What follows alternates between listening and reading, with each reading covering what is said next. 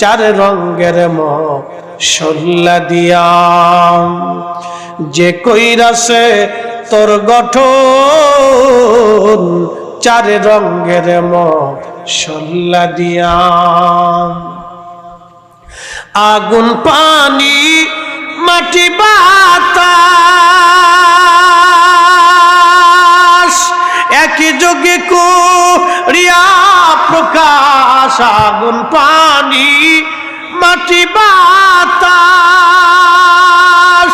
একই যোগে করিয়া প্রকাশ।